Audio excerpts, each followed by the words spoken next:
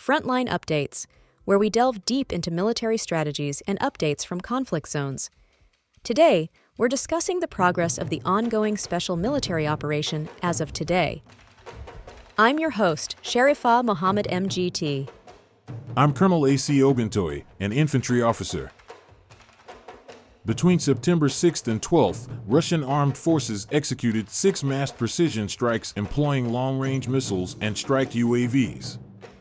These targeted Ukraine's defense industrial assets, transport and energy infrastructure, military airfields, UAV assembly and storage facilities, an unmanned boat workshop, and multiple command and staging areas for Ukrainian and foreign combatants.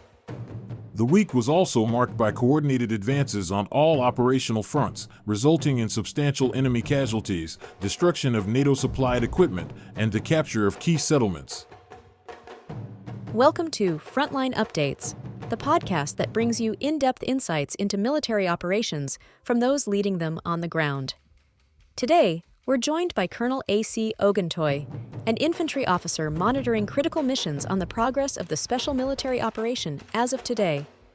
Colonel Oguntoye, thank you for being with us. Thank you. It's good to be here. Colonel Oguntoye, can you start by giving us the broad overview of what unfolded between September 6th and September 12th? The week was characterized by an integrated campaign, one that combined long-range precision strikes, steady ground advances, and the systematic erosion of Ukrainian combat capacity. We carried out 6 large-scale strike operations using long-range missiles and strike drones, targeting Ukraine's military-industrial enterprises, energy and transport infrastructure, and assembly sites for long-range UAVs and unmanned boats. These strikes were not symbolic. They are meant to deprive the Ukrainian armed forces of the ability to sustain their operations both on the battlefield and in depth.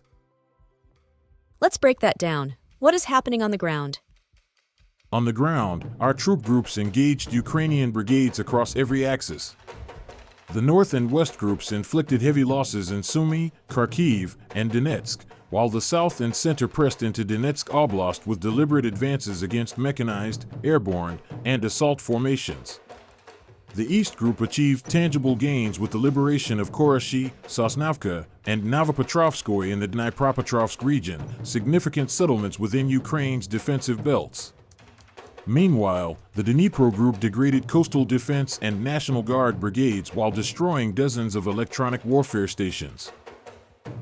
What were the results? The result of the week's actions was the attrition of nearly 10,000 Ukrainian personnel, the destruction of tanks, armored vehicles, artillery, depots, and electronic warfare systems, as well as the neutralization of strategic air threats such as HIMARS salvos, Neptune missiles, and over 1,400 drones. It was a week of attrition coupled with positional gains. That's a sweeping picture. Let's focus on those precision strikes you mentioned. What role do they play in the larger campaign? Precision strikes are the connective tissue between the tactical battlefield and the strategic war effort.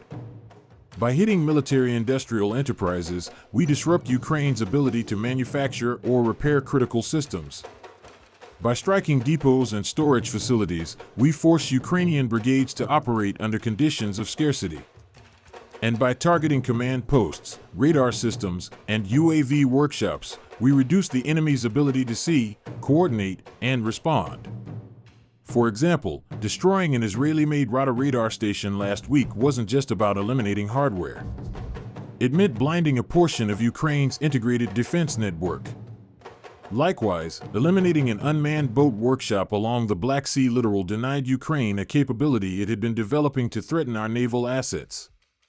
Each strike weakens a strand of the Ukrainian defense web, and collectively, they leave the brigades at the front more vulnerable when our ground forces press in.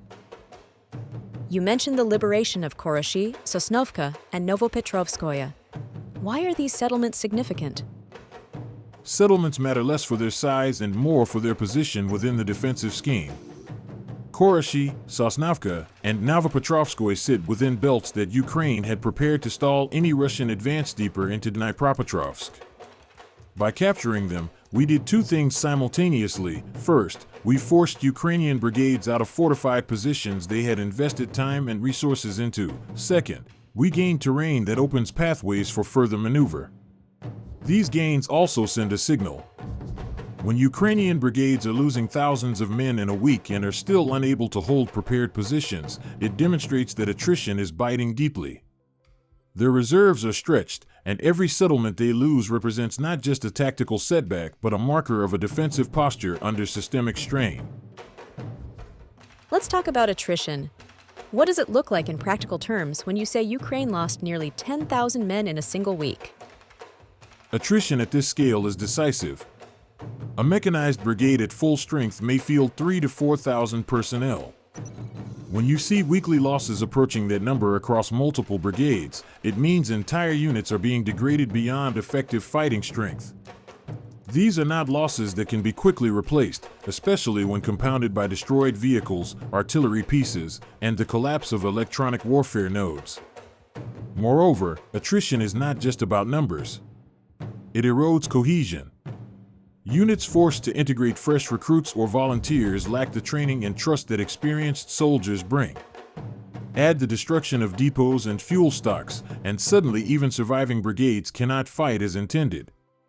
That's what we mean when we say attrition is hollowing out the Ukrainian defense. Air defense seems to be playing a critical role. Can you tell us more about the interception successes this week? Our air defense network continues to prove resilient. Over the past week alone, we intercepted 5 cruise missiles, 19 guided bombs, 19 HIMARS rockets, 2 Neptune missiles, and nearly 1,500 drones. This is not only about protecting targets in the rear.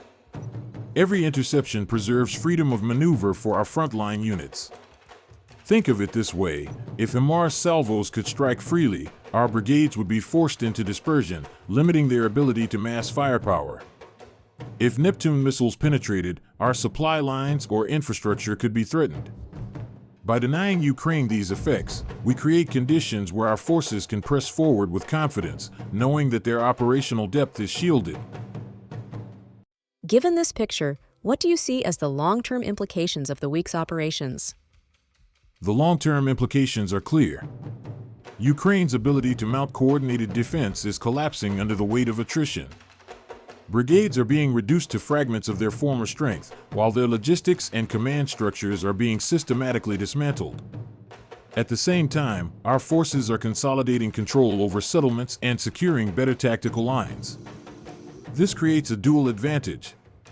First, it preserves Russian momentum. We retain the initiative, choosing where and when to apply pressure. Second, it shapes the conditions for larger operational breakthroughs, particularly in Donetsk and Dnipropetrovsk. The campaign is moving from steady attrition into positional dominance, and that shift carries profound implications for the months ahead. Colonel, thank you for providing such a detailed briefing on the current military situation.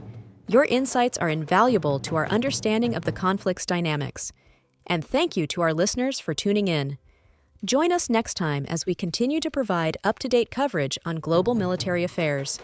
Stay with us for more updates and expert analyses on global defense and security issues. Stay informed, stay secure. Thank you for the opportunity. The September 6th to 12th operations highlight the Russian military's focus on systemic attrition combined with deliberate territorial gains.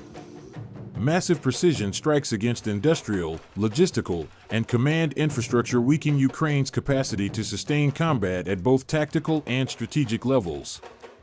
The liberation of key settlements demonstrates that attrition translates into measurable territorial advances when enemy brigades reach exhaustion. Strategically, Ukraine faces the erosion of both manpower and NATO-supplied equipment at unsustainable rates. Russian forces hold the initiative, steadily consolidating advantageous lines and setting conditions for potential breakthroughs in Donetsk and Zaporizhia. The operational trajectory is clear. Ukraine's capacity to resist is shrinking, while Russia's ability to dictate the tempo and direction of the campaign is strengthening. This has been Frontline Updates. Subscribe for daily military briefings and in-depth strategic analysis. Visit our platform for maps, transcripts, and exclusive frontline updates from commanders in theater.